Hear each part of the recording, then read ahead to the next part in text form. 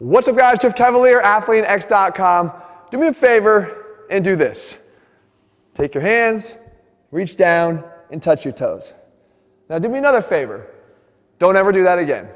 You see, people think that touching their toes is in some way a barometer of overall flexibility. It's something that you should be able to do, and if you can do it, you're good to go. As a matter of fact, I think you're almost giving yourself a false confidence and you're reinforcing dysfunction when you think that that's what you should be doing, because I can get anybody that can't touch their toes right now to touch their toes, or pretty damn close. All I have to do is say, hey, instead of being in this position here where your butt is arched, your back is arched here, and you try to reach down, just let your butt tuck under, and then reach down like this and let your hands drop down in front of you and reach. We're all gonna be able to do that. And all I'm saying is, it's not good. As a matter of fact, it to me is more of a warning sign that you have a lot of dysfunction that allows you to do that. Because what we're looking at is the ability to create thoracic rounding, kyphosis, something we don't want. What we're looking at is a posterior tilt to get in that position, we don't want.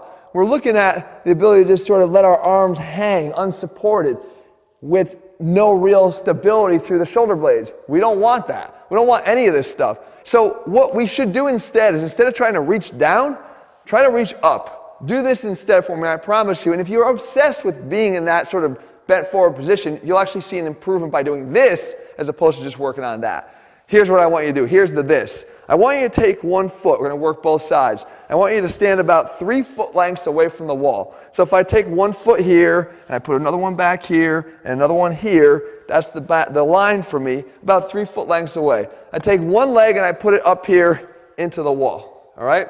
So this is my stride position. Instantly what that does is it allows us to keep a much flatter back, okay? A more into anterior tilt or slight anterior tilt as opposed to all that posterior tilt.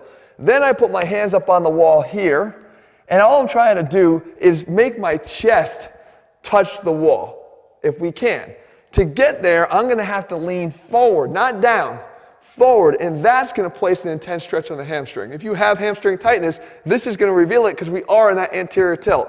And what I do is I wanna try to get my hands up as I reach forward. So if you come around here, you can see that I'm trying to get that chest to get a little closer to the wall. Here, keep my pelvis square. I'm not allowing myself to twist in any direction or the other. I'm looking square at the wall and I'm trying to reach up. Look what this does. It gets the pelvis in the right position, number one. It actually provides a little bit of a calf stretch because we're in that dorsiflexion at the bottom. And I'm also trying to get myself into thoracic extension. This is what we want. We don't want to reinforce dysfunction this way. We're going to get into thoracic extension, the thing that we all lack. So we get up here and we're trying to get higher. That keeps us here, and we try to approximate and get closer to the wall. And you work on holding this for 30 seconds as opposed to holding this for however long you can. And of course, I switch it up and I work on the other side. I do the same thing. I drop back, I square up. I'm in that flat back at least, or a slight anterior tilt. I reach up here and I try to get myself closer to the wall. And I can tell you, yes, I do have hamstring tightnesses.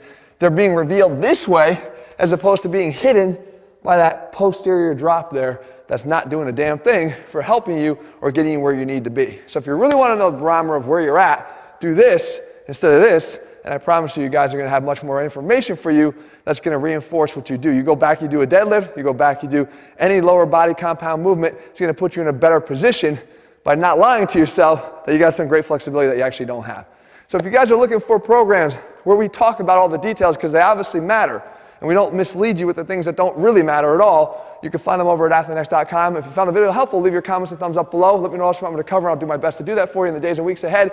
And if you haven't already done so, guys, click subscribe and turn on notifications so you never miss a new video when we put one out. All right, guys, see you soon.